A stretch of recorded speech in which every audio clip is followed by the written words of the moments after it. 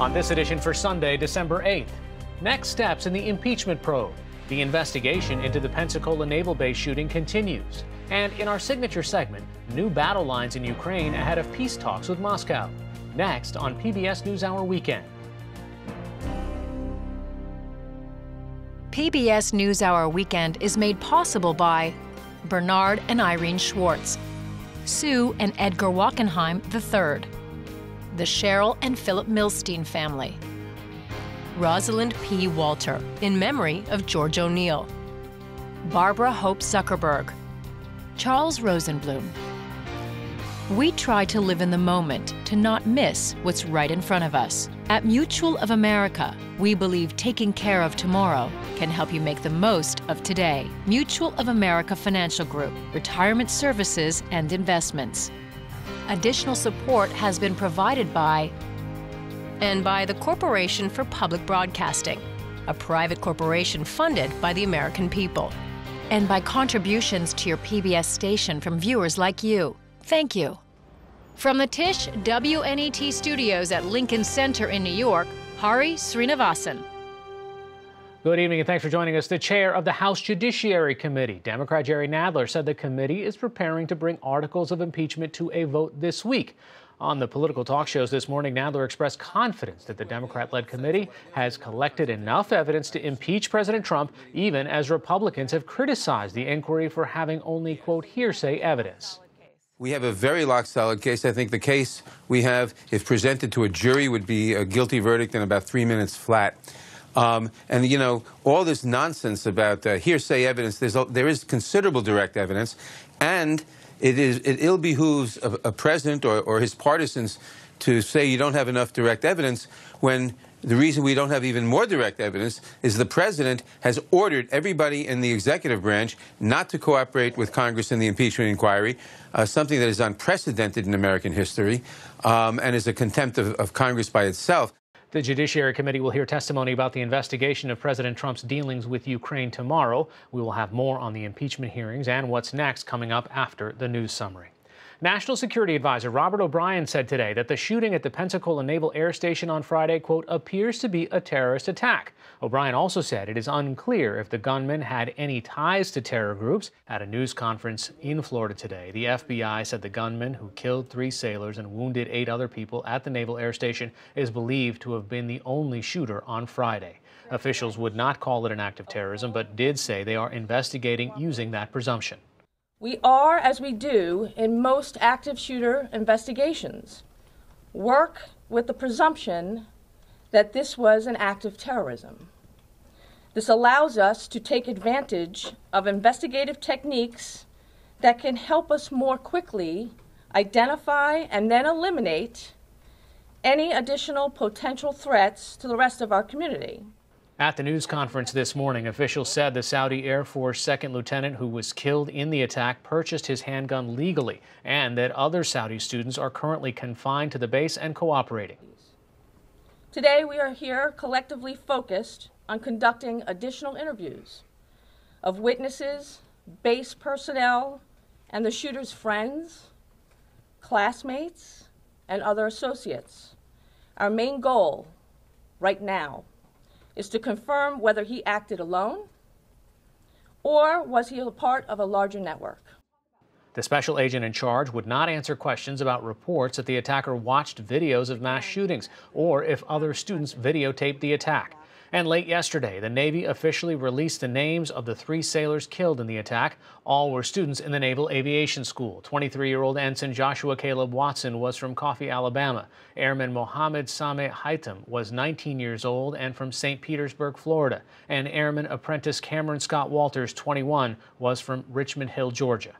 In North Korea today, officials said the military has completed a, quote, very important test at a long-range missile site. The tests were conducted at a launch facility that was partially dismantled following denuclearization talks with the United States last year, but it was rebuilt after. North Korea says that the future of its nuclear and long-range missile program depends on concessions from the U.S. More than 40 people died and dozens more were injured in a handbag factory fire in New Delhi early this morning. An electrical short circuit reportedly started the blaze in an area with narrow passageways and crowded residential buildings. Firefighters had to battle the flames from more than 300 feet away because water tankers could not enter the alleyways. Workers in the factory were sleeping in the building. Many were carried out one by one through smoke-filled streets. This was the second major fire in New Delhi's Karol Bagh neighborhood. In February, 17 people were killed in a blaze that started in an illegal rooftop kitchen. In Hong Kong, hundreds of thousands of demonstrators packed the streets to mark 6 months of anti-government protests. Chants of fight for freedom and stand with Hong Kong rang out during the mostly peaceful protest that was one of the biggest rallies in months. The marchers said they hope today's large turnout will help convince Hong Kong's government to give in to their key demands, which include democratic elections and an investigation into police brutality. For live coverage of the impeachment hearings and the latest developments on the inquiry, visit pbs.org/newshour. For more on the upcoming impeachment hearings, where the road leads from here, and a look at the 2020 Democratic race, special correspondent Jeff Greenfield joins us now from Santa Barbara. Tomorrow is, well, I guess another big-ish day. I mean, we've had a lot of big days in the past couple of weeks.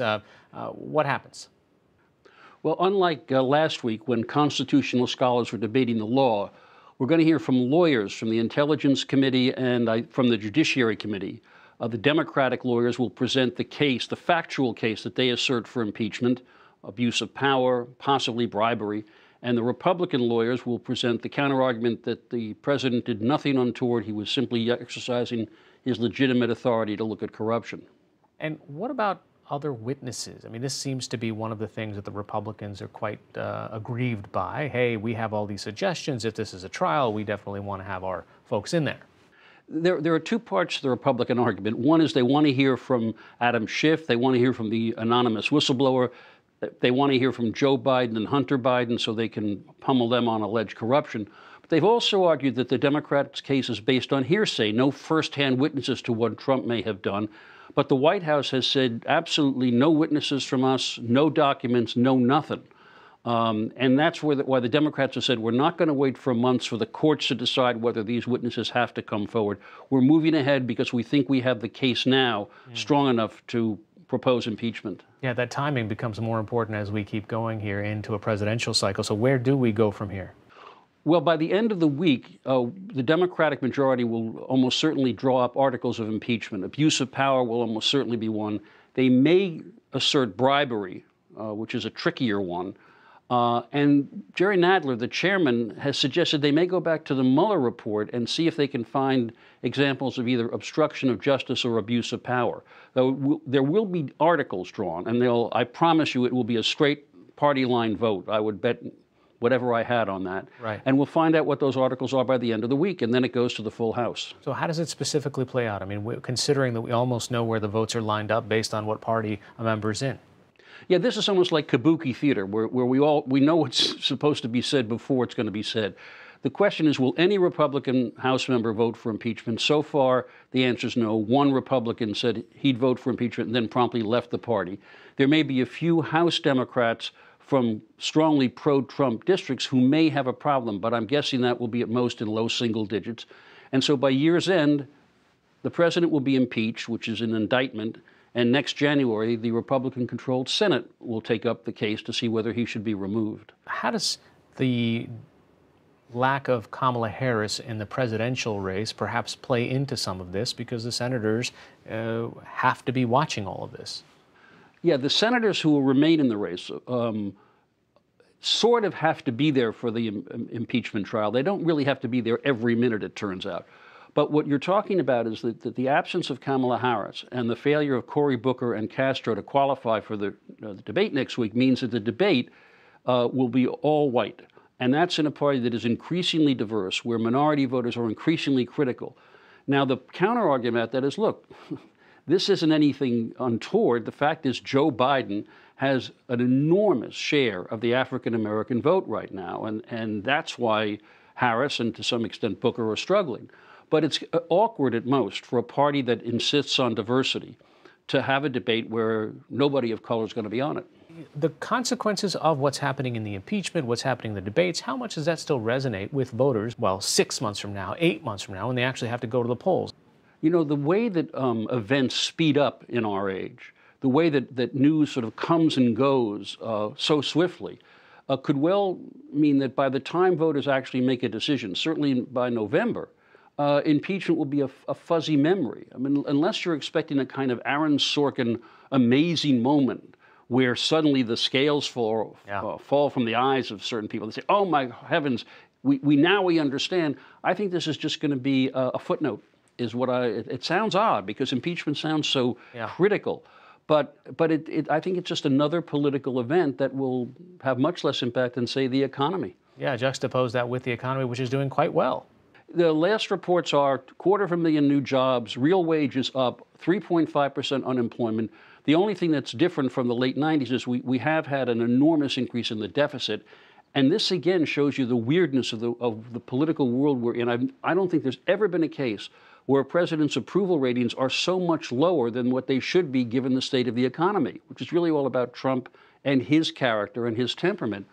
And one of the questions we're going to find out is if, in fact, his trade policies result in a manufacturing contraction, which would hit those states where blue-collar workers are in great numbers, that could really have a more devastating impact on Trump than anything that happens in the impeachment. And conversely, if the economy stays strong, you have to bet based on history that puts the president in pretty good shape next November.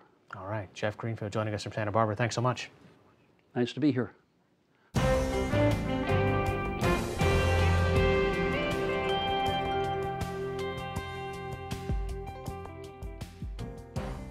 Thousands rallied in Ukraine today to demand that their president, Volodymyr Zelensky, defend them during tomorrow's face-to-face meeting with Russian President Vladimir Putin. Tomorrow's summit in Paris will include France and Germany and will focus on ending the war with Russia in eastern Ukraine. The marchers fear that Zelensky, a political newcomer, will be outmaneuvered by the more experienced Putin. A spokesperson for Zelensky said the president plans to demand the return of captured Ukrainians, a total ceasefire, and the withdrawal of foreign troops. Ukraine's nearly 6-year-old war with Russia has reached a stalemate. In a major test of his diplomatic mettle, Ukraine's comedian-turned-president Volodymyr Zelensky will sit down with Russian President Vladimir Putin for the first time. Meanwhile, those in the conflict zone itself can only await the outcome. NewsHour Weekend special correspondent Simon Ostrovsky visited them this week and has our report produced with support from the Pulitzer Center. This is how the battle lines in the war in Ukraine are being redrawn ahead of peace talks between Moscow and Kyiv tomorrow.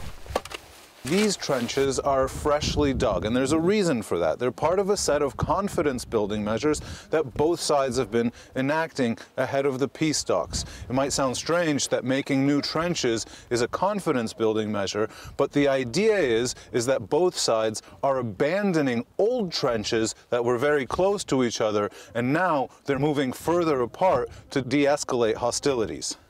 These new fortifications are part of an effort championed by Ukraine's President Volodymyr Zelensky to tamp down hostilities in a conflict that's not only taken more than 13,000 lives, but has become the focus of a domestic American political fight. The background is this. In 2014, Russia invaded Ukraine's Crimea Peninsula without much resistance and declared it a part of Russia. Then, together with local separatist forces, it began to battle Ukrainian troops for control over a large chunk of eastern Ukraine. That fight continues in this area to this day. Since the start of the war, America has assisted Ukraine in its battle with its much more powerful neighbor.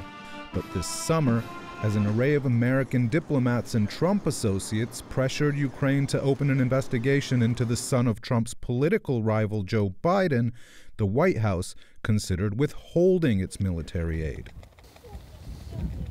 The commander at this new position told NewsHour Weekend how he felt when he heard that his country's main military ally could withdraw its support. Our men were saddened by this. It's bad news, especially since we participated in joint exercises with Canadian and American instructors last spring. and there was this spirit of brotherhood with them. So do you think it influences Zelensky's position in the negotiations with Putin? The fact that now the Russians know that American assistance isn't guaranteed 100%. I'm no diplomat, so I can't say, but it certainly doesn't strengthen our hand. The peace talks, which are to be held in Paris, will feature Zelensky's first ever face-to-face meeting with Russian President Vladimir Putin, whose spokesman lowered expectations for the summit earlier this week, saying he didn't expect it to result in an agreement. It's obvious that there will be no agreement, and no one expects any agreement. The Ukrainian officer has low expectations as well. Since the start of this conflict, there have been so many negotiations with Russia. I don't feel that something will come out of it. I hope something good will come out of it, but I don't have any illusions. We don't trust the other side at all because this isn't the first ceasefire, and I can't recall an instance where a ceasefire ended in peace. Besides an end to hostilities, Ukrainian officials have said they want a prisoner exchange and, crucially, their territories returned. But Ukraine's faltering relationship with the United States is making those goals harder to achieve, as several career U.S. diplomats pointed out during the impeachment hearings currently roiling Washington. Part of the ability of the Ukrainians to negotiate against the Russians, with the Russians, for an end to the war in Donbass depends on the United States and other international support. If we withdraw or suspend or threaten to withdraw our security assistance, that's a message to the Ukrainians, but it's at least as important, as your question indicates, Mr. Chairman, to the Russians, who are looking for any sign of weakness or any sign that we are withdrawing our support for Ukraine. Ukrainian Ina Rudyuk's home was once on the Ukrainian side of the front line. Now her village has ended up in one of the newly established demilitarized zones, hemmed in between Ukrainian troops and Russian-aligned forces. The outcome of the talks is a matter of life and death for her town. She was concerned when she saw Ukrainian troops pull back from their forward positions a few weeks ago. Personally, I was worried. I was afraid. Our defenders were pulling out, so I was uneasy. The most important thing is that it's quiet and there's no shooting. We hope it stays that way, that the peace talks are enforced and result in something. Although the fighting has quieted in recent months, the war is far from over. Since July 18th, when it became known throughout the Trump administration that the president had ordered a halt on military aid, at least 46 Ukrainian soldiers have died. And although aid was reinstated after Congress opened its investigation, the political damage to the U.S.-Ukraine alliance had already been done. On the other side of this bridge are areas occupied by Russia and its separatist proxies, known as the Luhansk People's Republic. Like many Western journalists, I'm not allowed to go on the other side. But I've come to this crossing point today to speak with people living under the occupation to find out what their hopes are for the talks between Volodymyr Zelensky and Vladimir Putin. This crossing is located in another currently demilitarized zone. And the bridge, which was opened last month, is another confidence-building measure enacted ahead of negotiations. If both sides are able to respect a ceasefire here and in two other locations, there are plans to extend the neutral zone along most of the 250-mile-long front line. We want to be back in Ukraine. What is there to say? Everyone wants peace and quiet. We are not enemies.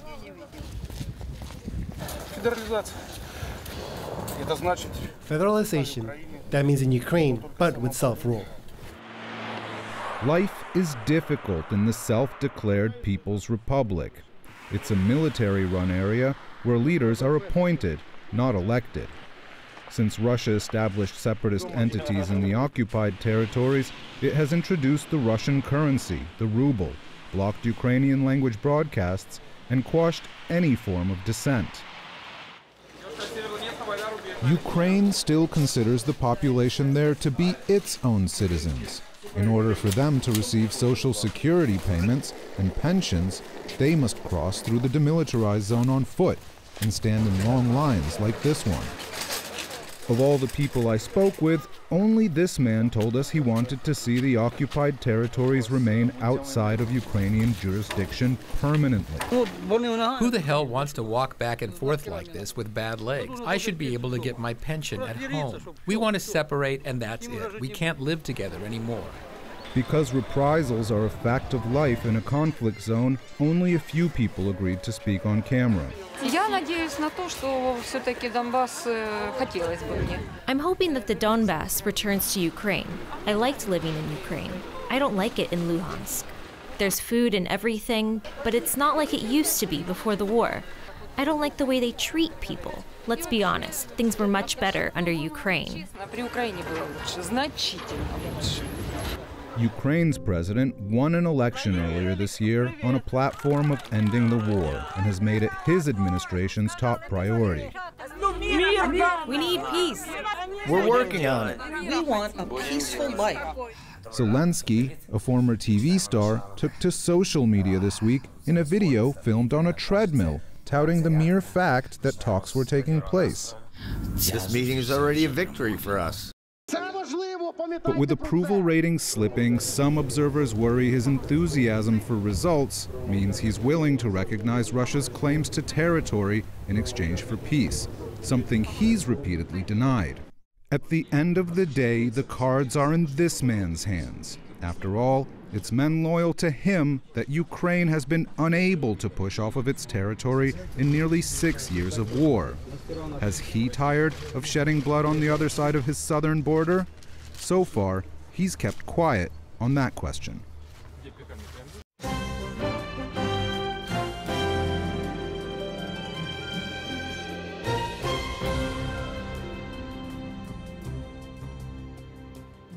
Finally tonight, Carol Spinney, the Sesame Street puppeteer who was Big Bird and Oscar the Grouch, died today. Look at that. See, it's got letters on it. Spinney voiced and operated the two characters from their debut on PBS in 1969 until he retired in 2018 after the program had moved to HBO. In a memoir, Spinney said, "I may be the most unknown famous person in America. It's the bird that's famous." Carol Spinney was 85.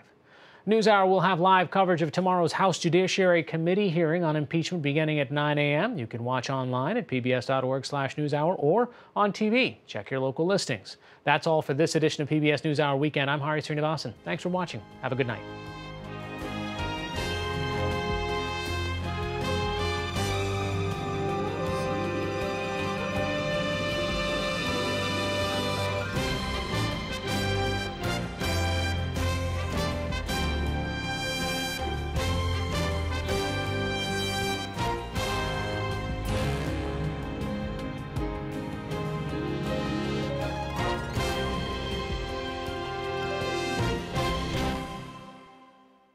PBS NewsHour Weekend is made possible by Bernard and Irene Schwartz, Sue and Edgar Wachenheim III, the Cheryl and Philip Milstein family, Rosalind P. Walter, in memory of George O'Neill, Barbara Hope Zuckerberg, Charles Rosenblum. We try to live in the moment to not miss what's right in front of us. At Mutual of America, we believe taking care of tomorrow can help you make the most of today. Mutual of America Financial Group, retirement services and investments.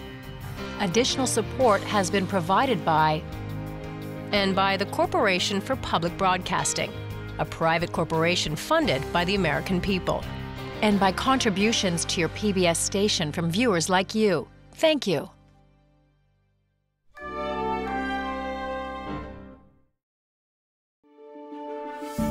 You're watching PBS.